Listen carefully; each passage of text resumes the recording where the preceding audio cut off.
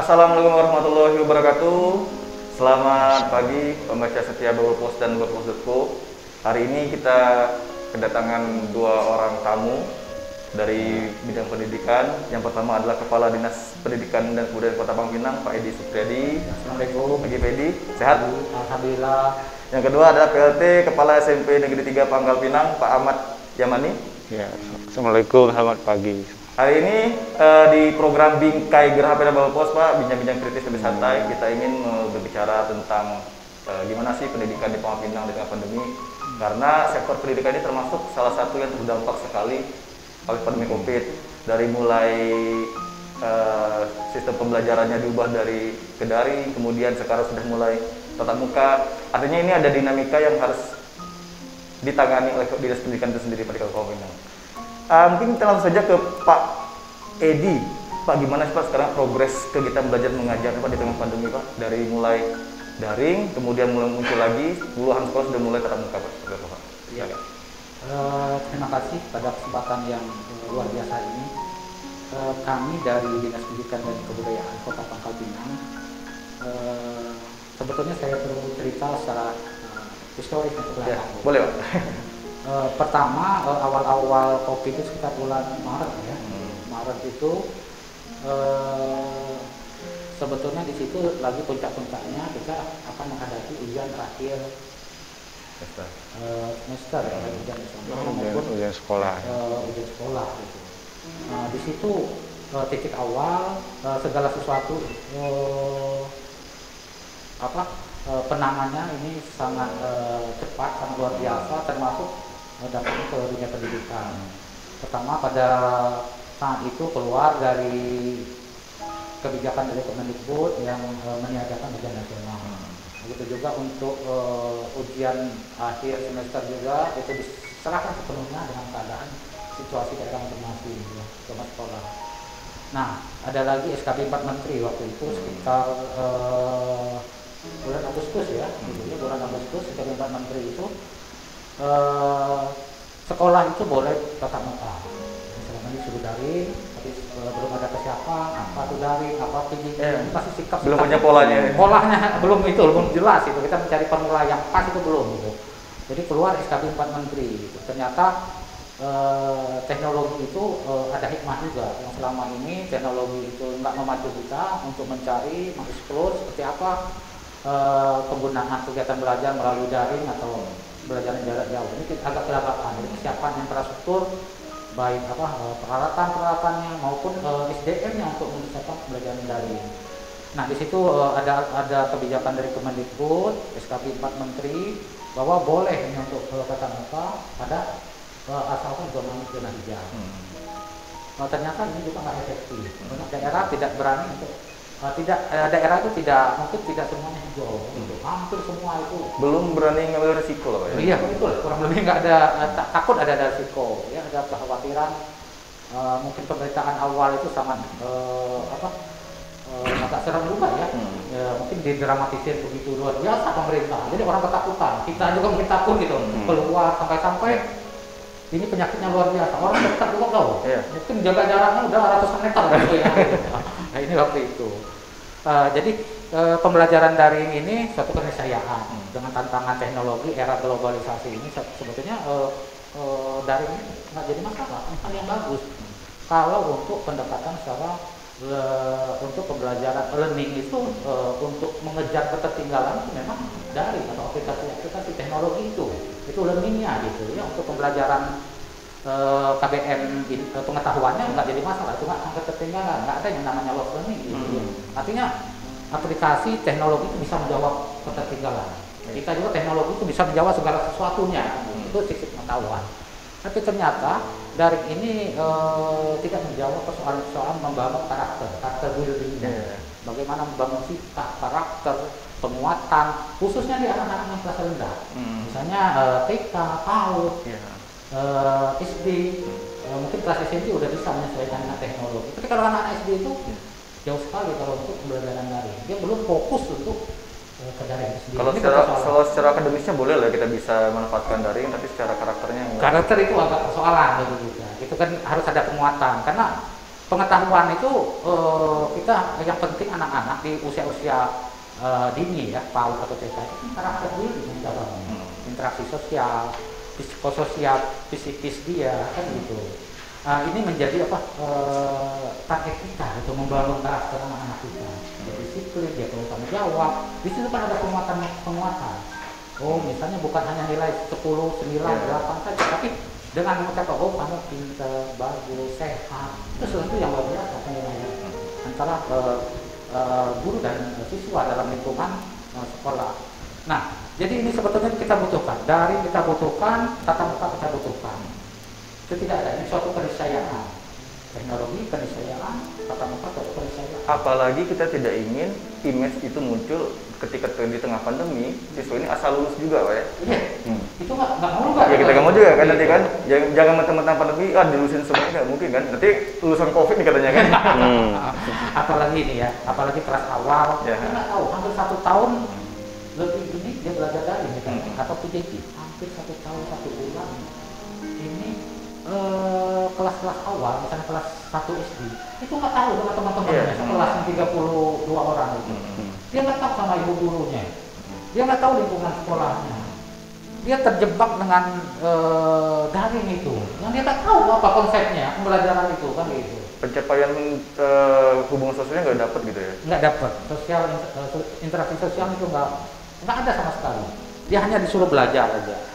Dia suruh belajar ini mungkin dapat dari pengetahuan, walaupun itu kita belum ukur, kita belum ada penelitian. Selama pelajaran daring, anak-anak kelas rendah itu benar nggak target kurikulumnya kita capai? Memang Kemendikbud itu dalam masalah COVID ini kurikulum bukan menjadi pencapaian target. Jadi yang utamanya dalam keadaan pandemi itu kesehatan dan keselamatan siswa yang utama. Alhamdulillah selama 1 tahun lebih di Pangkal Pinang ini nggak ada hal-hal yang luar biasa terhadap anak-anak didik kita. Ini terima kasih ya, mudah-mudahan segala sesuatu seperti ini kita bisa pertahankan. Tapi saya bilang pembelajaran tatap muka suatu keniscayaan juga, ada keharusan juga. Makanya di Pangkal Pinang mengkombinasikan masa sekarang antara pembelajaran daring dan pembelajaran tatap muka. Oh, berarti polanya kombinasi aja lah ya? Cuman tidak secara formal kita langsung hadapan tatap muka, kita namanya simulasi dulu. Jadi bukan jadi target, bukan jadi keharusan. Kadang-kadang orang tua ada yang khawatir bukan menjadi sanksi yang ketidakhadiran dia tatap muka di simulasi itu tidak ada masalah. Dan rasio siswa juga yang biasanya 32 siswa kita proporsional. Misalnya satu sekolahan itu ada 600, enggak 50% sama juga bisa 15%, 20% dari proporsional. Itu pun kita fokus ke kelas awal dan kelas akhir. Karena awalnya dia kan belum betul itu tadi kan. Dan kelas akhir dia kan masa SMP dia 1 tahun setengah tiba-tiba udah meninggalkan itu kan sekolah tanpa ada pembelajaran tatap muka. Ya hanya daring aja dari itu. Nanti dibilang nanti SMP kok kita makan SMP. Nah, hal-hal ini kita lebih bijak, lebih memandang. Jangan sampai anak itu timbul ada kekurangan secara psikologisnya, dia menjadi individualis kan gitu, ego dan lain-lain. Dia nggak peduli nanti dengan lingkungan. Udah bertahun-tahun cocoki itu, mungkin kalau nggak belajar main game, baru dia main game tiap hari kan gitu. Nah ini yang harus kita jawab. Simulasi ini ikhtiar kita, usaha kita agar mereka tidak terjebak dari itu. Adalah dia ada refreshing lah gitu ya, refreshing sosialnya gitu, dia bisa tetap muka dengan simulasi, itu pun dengan persetujuan orang tua. Jadi misalnya sekolah dengan orang tua sepakat nggak untuk mengadakan tatap muka? Kalau nggak silakan. Kita nggak jadi top down dulu, kita buat kebijakan top down ya, misalnya dari kebijakan dinas atau kementerian. Harus diikuti yang bawah ya. Ini kebalikan loh, ini kebalikan. Mereka sendiri, ya silakan. Dari bawah yang minta, ya itu tidak sisi. Dan itu juga bisa ada landasan hukum juga. Tadi saya katakan tadi, awalnya hanya zona hijau. Yang kedua, sekitar bulan Desember. Bulan apa tuh ya? Bulan Desember, Pak. Desember ya? Kurang lebih ya. Bukan Desember, sebelum itu ada yang kuning. Yang hijau dan kuning ya. Yang boleh kuning dan hijau. Nah terakhir SKB 4 Menteri Agama, Pendidikan, Kemendagri dan Kesehatan di November kalau udah salahnya itu boleh mau zona merah, mau zona kuning, mau zona hijau, zona apapun boleh tatap muka, tapi dengan persetujuan pemerintah daerah. Jadi dipertimbangkan. Nanti masih agak belum utuh Kemendikbud itu ngasih kalau mau sekolah aja lagi gitu. Jadi masih diserahkan pemerintah daerah. Nah, terjemahan pemerintah daerah ini kadang-kadang beda-beda. Oh, ada khawatir. Sebetulnya dalam SKB 4 nanti itu jelas tidak ada lagi penghalang faktor zona merah itu nggak ada alasan lagi, boleh sekolah, tapi menggunakan protokol kesehatan. Itu yang penting. Iya, itu yang penting ya. Nah, tapi sekarang masih kontradiktif, pro dan kontra, sampai Pak Presiden itu mengarahkan setelah guru-guru divaksin nanti sekitar akhir Juni itu tahun ajaran baru 2021-2022 bisa tatap muka. Itu kan itu. Tapi kami di Pangkal Pinang tadi Pak Wali Kota juga sudah mengizinkan kita untuk mengadakan simulasi seperti ini. Jadi mereka supaya move on dulu. Jadi jangan sampai tahun ajaran baru nggak siap itu baru memulai mensimulasinya kan gitu. Nah jadi sekarang kita udah siapin. Pas udah tahun ajaran baru nanti mereka udah anak-anak udah disiapkan gitu. Artinya kita bisa simpulkan bahwa Dinas Pendidikan Kota Pangkal Pinang sekarang menggunakan pola kombinasi Pak ya. Tidak daring dulu, tapi kita akan kombinasikan dengan tatap muka, asalkan yang paling penting adalah protokol kesehatannya. Mungkin kita ke Pak Yaman dulu Pak. Ini yang bertemu langsung nih dengan siswa, dengan orang tua nih.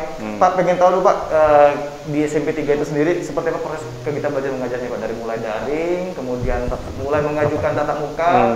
Nah kemudian apa sih tantangan yang dihadapi nih Pak? Ya awal-awal kita ini ya pembelajaran di kita itu memang menggunakan daring ya.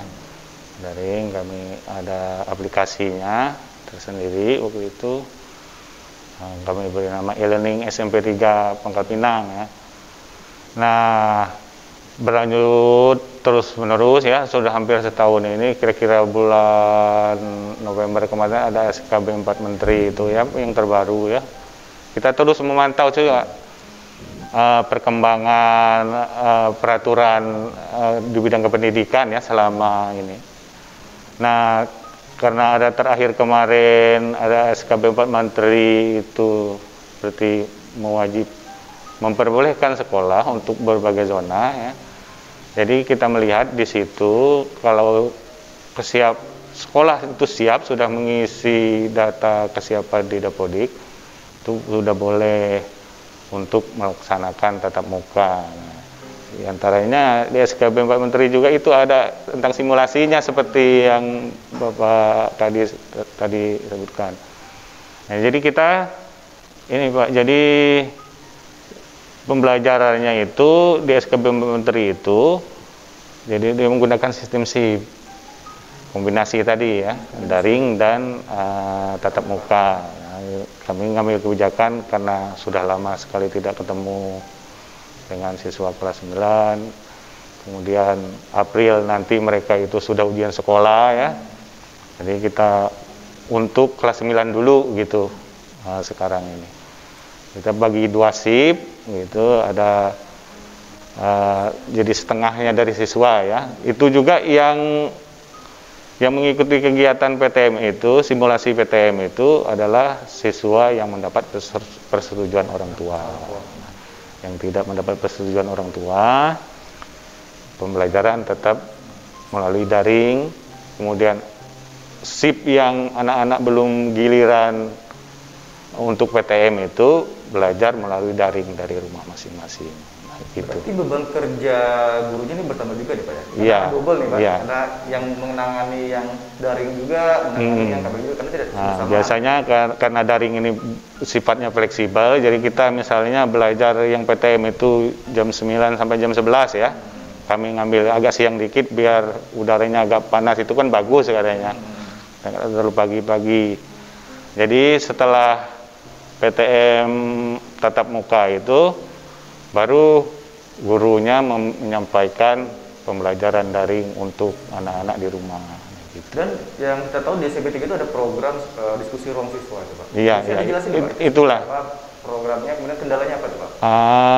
Kita itu e-learning kita kerjasama dengan orang IT ya, jadi mengembangkan ruang siswa itu. Sekarang ini juga kami sedang PTS daring ini melalui aplikasi itulah. Jadi aplikasi itu sifatnya asinkronis sih, tidak seperti Zoom. Kalau Zoom itu sinkronis, dia langsung kan. Kalau ini pembelajarannya melalui ini ya, guru-guru misalnya memberikan materi melalui PowerPoint, PPT ya, nanti bisa di-download anak-anak melalui PDF ya, atau kalau ada soal-soal ulangan harian juga melalui itu ya. Jadi sampaikan melalui itu dan dijawab langsung oleh anak, jadi nilainya sudah ada gitu. Oke. Kita ke Pak Edi lagi nih Pak. Sekarang ini guru-guru sudah mulai di-swab nih Pak. Iya. Apa menjadi harapan baru nih Pak, nanti kita bakal tetap buka semuanya? Iya. Jadi saat ini kita bekerja sama dengan Dinas Kesehatan. Target kita seluruh guru di Pangkal Pinang divaksin. Begitu juga tenaga pendidikan. Jadi baik guru maupun tenaga pendidikan akan kita vaksin keseluruhannya. Kurang lebih ada 3.000-an gitu. Dari guru itu sekitar 2.000-an, tenaga itu sekitar 1.000-an. Nah, tahap pertama ini telah berjalan untuk 1.500 di sekolah negeri, baik guru maupun tenaga. Nah, hal ini menjadi apa? Untuk memperkuat secara psikologis itu guru-guru juga ada PD lah. PD kan. Dan biar imunnya itu kan imunnya bagus ya, gitu bagus, ya. ya. Oh, saya udah punya ini. Karena nama penyakit ini kadang-kadang psikologis juga psikologis ya. mempengaruhi kan gitu. Begitu juga pihak orang tua dengan kalau misalnya guru-gurunya udah divaksin kan nggak khawatir lagi, oh para bapak ibu guru tetangganya udah ini. Iya, udah aman. Jadi tambah lagi memberikan rasa aman lagi. Iya, kurang lebih itu ditambah lagi SOP protokol kesehatan, anak-anak udah bagus. Saya pikir sesuatu yang cukup baik yang mengedukasi masyarakat. Kadang-kadang mengedukasi atau mensosialisasi ini saya pikir di Pangkal Pinang aja anak didik kita SD itu sekitar 25.000, PAUD itu sekitar 5.000, SMP 11.500. Kalau kita edukasi terus-menerus pola-pola protokol kesehatan untuk menjaga jarak, mencuci tangan, anak-anak didik ini kan mulai secara dasarnya sudah dibina, diarahkan hal itu. Saya pikir setelah ke SMA atau ke jenjang masyarakat ini suatu kebiasaan baru yang udah terpola gitu. Hampir 45.000 kalau siswa itu secara intens kita edukasi. Saya pikir ini hal yang tertib menjadi depan. Nanti kalau 211 penduduk Pangkal Pinang ini ada 45 atau 50.000 disosialisasi terus itu atau ditertibkan terus seperti itu, saya mungkin terbentuk gitu. Protokol kesehatannya, jaga jaraknya, cuci tangannya, gitu, kepatuhannya dan lain sebagainya. Saya pikir dunia pendidikan ini memegang peranan sangat penting. Kenapa tidak? Inilah yang kita harus mulai dengan baik. Kalau pendidikan orang dewasa kadang-kadang disuruh pakai masker, hari ini mungkin sebentar buka lagi.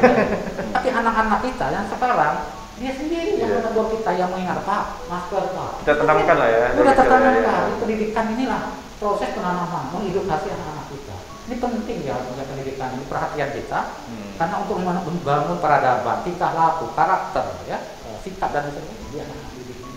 Itu. Nah, saya pikir ini harus kita pentingkan, prioritaskan di dunia pendidikan. Kalau puluhan sekolah sudah menyampaikan proposalnya Pak bahwa mereka siap nih ke KB terbuka, kemudian orang tua sudah setuju. Ini kira-kira Dinas Pendidikan bisa memprediksi Pak, kapan sih bisa dimulai KB terbuka untuk seluruh sekolah ya? Kalau sekarang udah tatap muka, udah mulai simulasi salah satu SMP udah mereka tatap muka. Jadi yang tingkat TK dan PAUD itu ada 117 lembaga ya.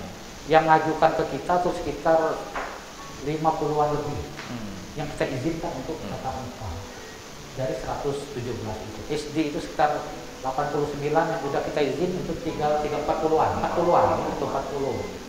SMP itu dari 28 udah kita izin 21. Oh, udah kita izin. Mayoritas sudah boleh. Cuman mereka itu ada yang jalankan Senin, ada mungkin hari Selasa, itu nggak jadi masalah. Karena polanya yang ke kombinasi tadi. Tadi kan, artinya kalau walaupun kita udah berizin, mereka merasa belum siap, ada sesuatu nggak jadi masalah.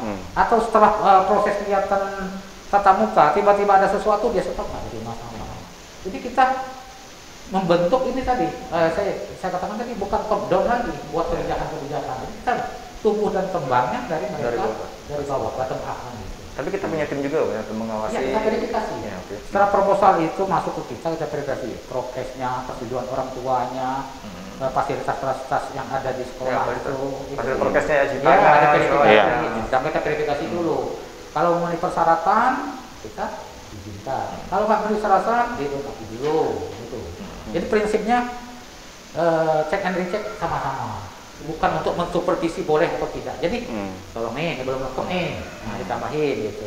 Dan kawan-kawan di sekolah dia berkoordinasi dengan Puskesmas, dengan kesehatan di kecamatan itu sendiri. Siapa tahu jaga-jaga. Tapi alhamdulillah seperti Pak Kepala Sekolah SMP 3 hampir berjalan 1 bulan. Alhamdulillah kondusif, nggak ada masalah. Jalan tetap enak dan orang tua itu banyak animonya udah mulai kembali. Jadi kalau ada motivasi, ada keinginan seperti ini, tinggal kita menerapkan protokol kesehatan, kita jaga jarak, cuci tangan. Saya pikir inilah yang dianggap kita ya. Kalau istilah Pak Presiden, kita berdampingan dengan COVID kan gitu. Ini harus jaga, itu nggak bisa hindari. Dan kalau kita harus mau clear and clear tentang COVID, kapan waktunya berakhir? Saya tanya. Apa besok? Apa lusa?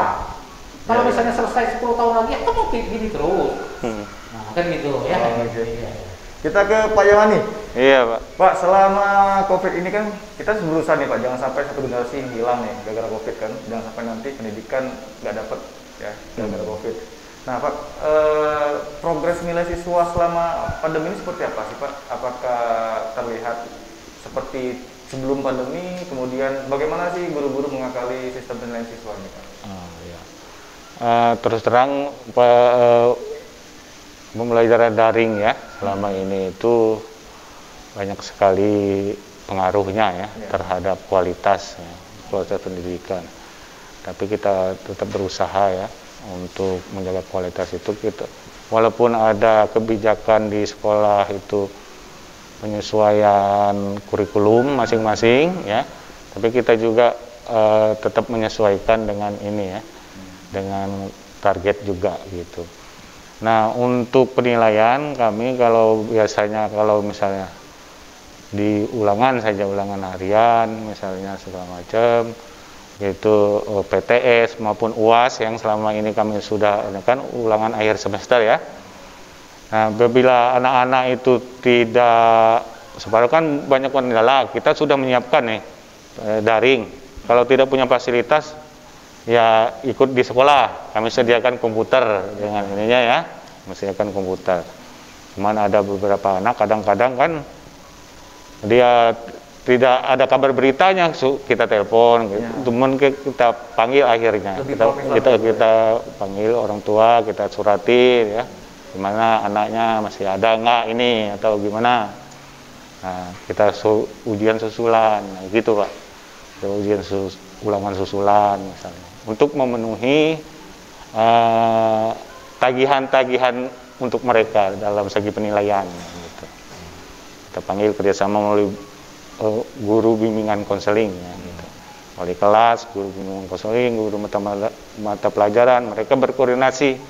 Misalnya guru mata pelajaran melaporkan ke wali kelas, ini siswa saya nih nggak ikut ulangan nih, sekian hari nggak ikut pembelajaran, sekian hari pembelajaran daring kan tetap ada pemantauan kehadiran juga gitu. Nah, nanti guru wali kelas berkoordinasi juga dengan guru BK. Nah, ke sekolah menyampaikan surat ke orang tua atau melalui telepon dulu coba dihubungi ya. Sampai ketemu misalnya dengan orang tuanya untuk menyelesaikan masalah siswa. Nah, gitu, Pak. Finalnya ini Pak, apakah nanti siswa ini akan diluluskan semua atau tetap dengan pola yang sebelumnya? Kalau surat edaran Pak Menteri nomor 1 kemarin tahun 2021 itu persyaratan lulus itu pertama dia sikap baik ya, dua mengikuti ujian sekolah, mengikuti saja sudah lulus Pak, mau 0 juga nilainya lulus, yang penting ikut. Tapi kita juga tidak seperti itu kan. masa nilai 0 gitu nanti anak itu. Nah, kita berusaha untuk nilai terbaik gitu. Artinya tetap ada pembimbingan ya. Iya, Mungkin semua tetap. kriteria kelulusan ya kita pasti akhirnya mencapai proses. Makanya kita pembelajaran PTM itu kemarin minimal untuk guru itu memberi kesempatan kepada guru untuk mereview gitu ya, pembelajaran yang kurang-kurangnya. Misalkan ujian sekolah ini materinya biasanya dari kelas 7, kelas 8, dan kelas 9-nya kombinasi. Lulus ya gitu ya. Pak Edi, terakhir pertanyaan Pak. Kita udah setengah jam berjalan.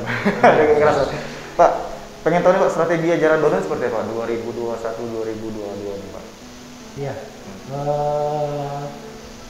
Sebelum ke situ saya ingin meluruskan ya untuk proses kelulusan siswa itu. Siswa itu kan bukan hanya pengetahuan saja, ada kognitif, psikomotorik, itu salah satu standar kelulusan siswa. Yang sekarang ini daring itu bisa menjawab kognitif, pengetahuan saja. Nah, makanya yang afektif, psikomotorik itu harus ada di dalam. Makanya ini kita biasanya banyak ke sisi kognitif. Nanti anak itu bisa aja pintar tapi dia kebelinger kan gitu. Kan bisa aja kan gitu. Iya, bahaya kan gitu. Ini enggak standar secara nasional, standar nasional itu ada 8 standar. Gitu. Dari mulai kurikulum kan standar, kalau dia kurikulum misalnya. Cuma sekarang diberi keleluasaan otoritas kepada sekolah, ke dinas masing-masing untuk bagaimana menyikapi ini. Anak-anak ini bukan kelulusan itu bukan sesuatu yang hal yang kita cari, bukan produk lulusnya. Bagaimana kualitas sumber daya manusia Indonesia ini punya iman, punya takwa, punya karakter, punya pengetahuan, itu melalui proses. Makanya baik siswa yang masuk maupun keluar itu berproses. Proses ini harus kita jaga dalam membangun pendidikan Indonesia yang punya karakter baik. Bukan output dapat ijazah tapi tidak relevan dengan ijazah. Tapi proses pendidikan ini harus kita jaga. Sarana baik, kurikulum baik, kegiatan belajar baik, ya standar penilaian baik, itu udah ada semua. Nah, berkaitan tahun pelajaran 2021-2022 ini syukur ya, ini udah kebijakan nasional. Artinya mudah-mudahan tidak bergeser, kita berdoa, berharap pada Yang Maha Kuasa, mudah-mudahan COVID ini tidak ganas lagi lah gitu ya. Standar lagi sekarang gitu. Jadi kita bisa memulai tahun ajaran baru 2021-2022 di bulan Juli itu dengan baik, dengan tatap muka. Tapi walaupun dengan tatap muka, daring itu kata saya tadi ini keniscayaan. Nanti kalau nggak terisi misalnya ruang-ruang pengetahuannya pada tatap muka, isilah dengan daring. Itu banyak aplikasi, banyak model-model pembelajaran. Saya pikir pengetahuan itu kalau kita benar-benar pengetahuan itu mesti pintarnya HP pintar itu lebih hebat. Bisa. Kita di sekolah guru kan untuk itu pengetahuannya. Tapi yang tidak bisa oleh HP ini tidak bisa membina karakter saya. Kita diam aja. Jadi karena siswa atau usernya dengan HP itu dia harus dibimbing. Dibuat secara baik karakter buildingnya untuk membangun bangsa itu yang penting gitu. Jadi mudah-mudahan Bangka Pinang siap gitu ya untuk melaksanakan segala sesuatu baik di saat masa pandemi ini maupun keadaan normal sudah siap. Ini kami ambil hikmahnya dari sebuah pandemi COVID ini. Kita melek dengan teknologi itu, tapi teknologi itu tidak loss seperti sekarang. Kita akan atur sedemikian rupa bagaimana memanfaatkan teknologi dengan baik. Jadi jangan salah gunakan teknologi itu. Tapi itu manusia yang harus dibangun karakter building. Ya. Oke, Pak Yamani, mungkin terakhir Pak pertanyaannya Pak. Untuk SMP 3 sendiri Pak, kan dari undang mulai mengajukan proposal tatap muka, apakah nanti di 2021-2022 akan mengejar full Pak, jadi tatap muka semuanya? Kalau misal 2021 itu kita ada misalnya surat edaran dari pemerintah atau kebijakan dari pemerintah pusat ya misalnya seperti kata Pak Kadis tadi laksanakan PTM ya kita langsung mengikuti itu juga gitu.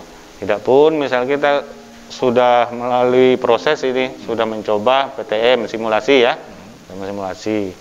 Sebetulnya setelah itu juga kalau kebijakan SKB 4 Menteri itu setelah simulasi ini ada tahapan lagi itu masa transisi gitu ya. Transisi 2 bulan baru adaptasi kebiasaan baru. SMP 3 kan gas terus tuh ya? Iya, kita menyesuaikan saja lah, gitu. Oke. Menyesuaikan saja. Ya, Pak, mungkin imbauan apa terkait pandemi COVID dari Pak Edi seperti apa ke masyarakat kita, Pak?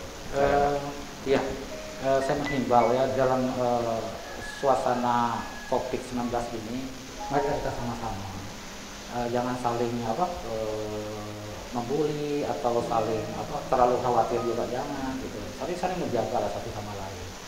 Ini hal yang bukan saja yang dihadapi oleh Pangkal Pinang saja, mungkin seluruh dunia menghadapi hal ini. Kita tidak bisa juga terus-terusan mau clean terhadap COVID ini. Jadi kita harus hadapi ini sama-sama, gotong royong. Tidak ada yang hebat-hebatan, tidak ada yang bagus-bagusan antara sekolah satu dengan sekolah yang satu atau kota dengan kabupaten dan lain sebagainya. Itu tidak ada. Yuk kita sama-sama. Sikap kita harus sama menghadapi COVID ini. Sikap pengetahuan, pembelajaran kita dalam mengedukasi anak-anak ini anak bangsa, anak kita semua. Kebetulan kewenangan dan daerahnya yang itu berubah atau kewenangan dalam penanganan yang berubah. Tapi prinsipnya mari kita sama-sama gotong royong. Yang kira-kira ya seperti kami mencoba simulasi ini, kalau terjadi sesuatu nggak usah dimulai, biasa-biasa aja, kita hadapi, menjadi solusi kan gitu. Bukan ini gara-gara misalnya Dinas Pendidikan Kota Pangkal Pinang sok-sok mau kita simulasi, bukan itu. Ini kan satu ikhtiar upaya, anak-anak itu satu lebih. Dia kata Pak Kepala Sekolah udah mungkin berambut gondrong, udah berkumis, udah kekurangan vitamin apa ya, nah itu ya. Ini harus dicari solusinya. Yuk, mari kita sama-sama bergandengan tangan, kita hadapi bersama. Saya pikir pada ini kalau sama-sama ringan kita hadapi. Nanti di Pangkal Pinang bagus. Nanti ada orang lain yang datang ke sini, bawahannya bagus.